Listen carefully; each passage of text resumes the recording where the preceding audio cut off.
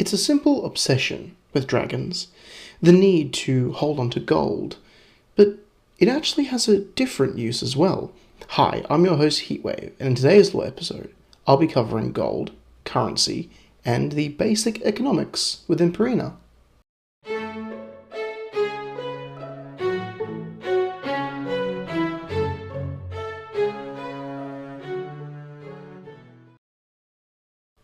Ooh, shiny.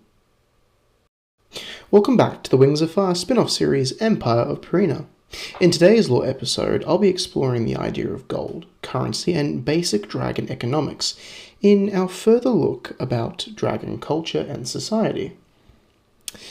Gold. Every dragon loves the stuff, the way it shines, the way the sun gently reflects off its surface, the way it makes any dragon feel good about owning it. But it's much more than a simple fashion statement. It gives dragons incentives, it adds value to products made in Pareena, and allows dragons to easily trade it for goods or services. But like any episode about Pareena, we need to start all the way back at the beginning.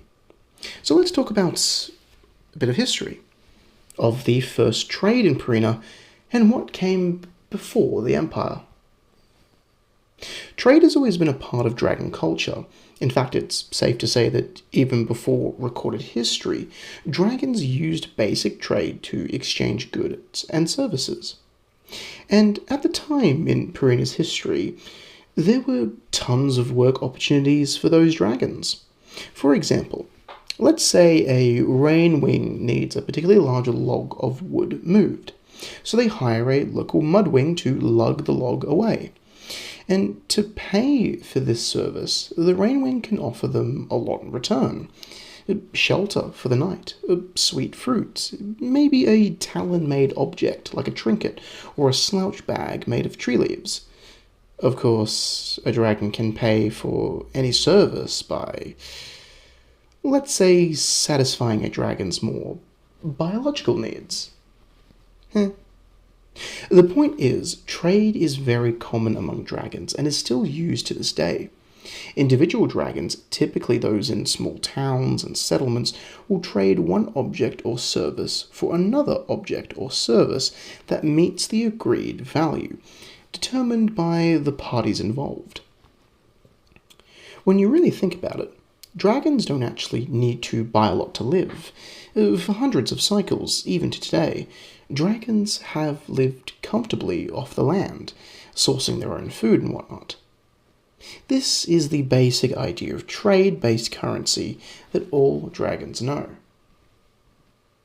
But eventually, some of the more powerful ruling classes of dragons began to trade with a very valuable resource. And of course, that was gold. Gold means a lot to dragons. It's valuable to them for the mere fact that it looks nice. I can't explain it. We just really like it.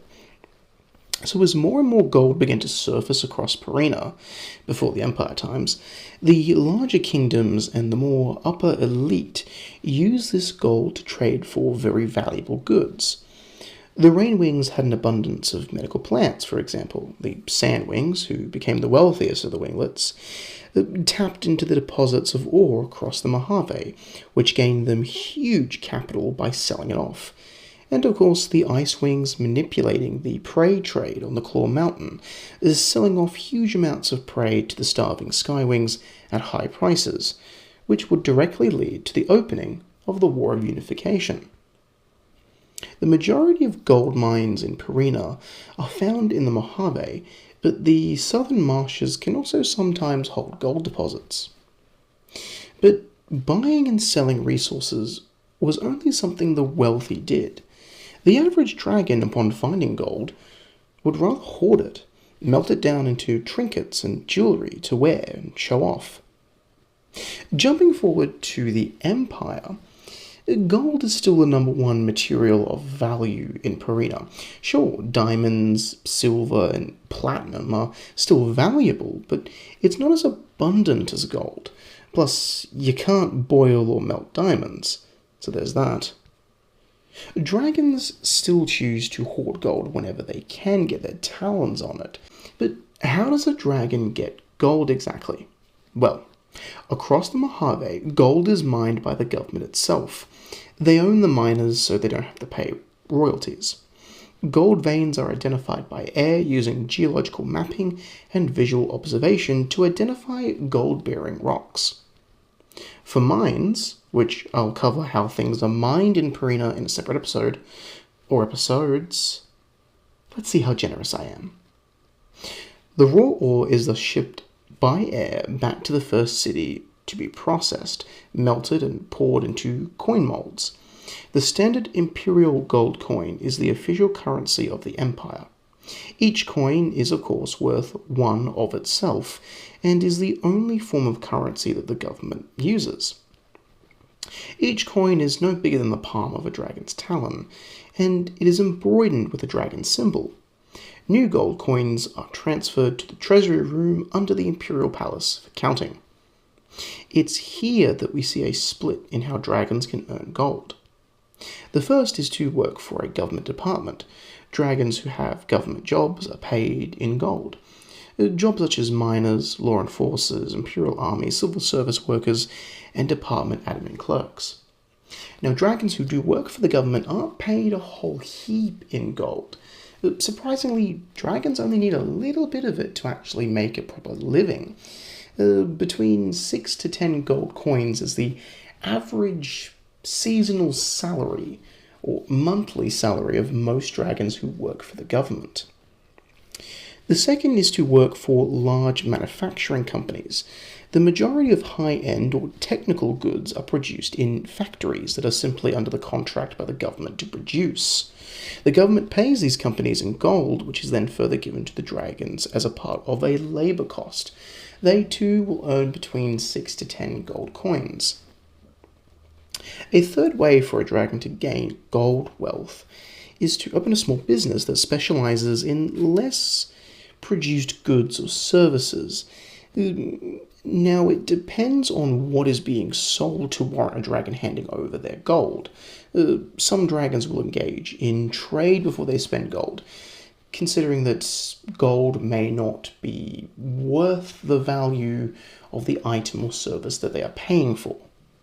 But if all else fails, if a dragon doesn't get gifted or inherited gold, then they can go find some out there in Pareena. There are no mining laws in Pareena, so independent prospectors are free to keep whatever they can find.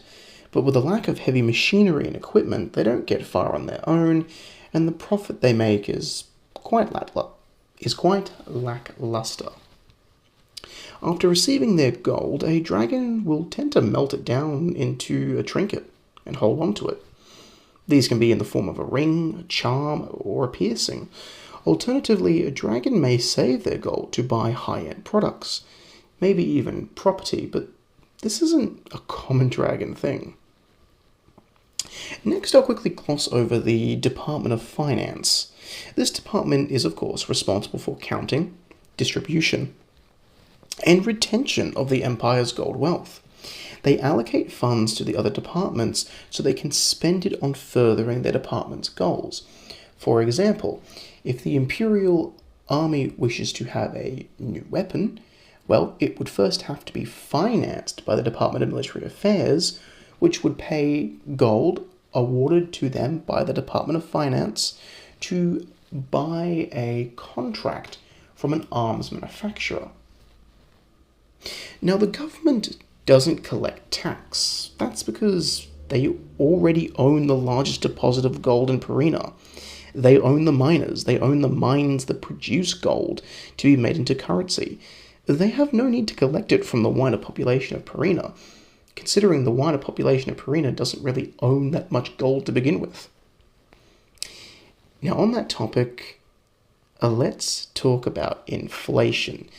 For those who don't know, inflation is simply when there is a lot of currency in active circulation, which then lowers its effective value because it's not as rare to find it in circulation.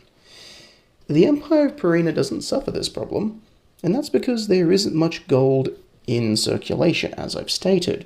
Remember, most dragons hoard their gold, melt it down, or hold onto it in items of great personal value.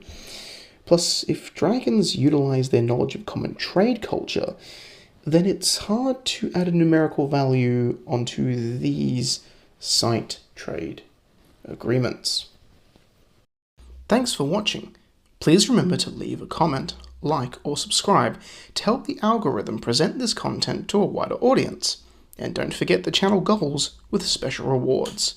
This is Heatwave, signing off.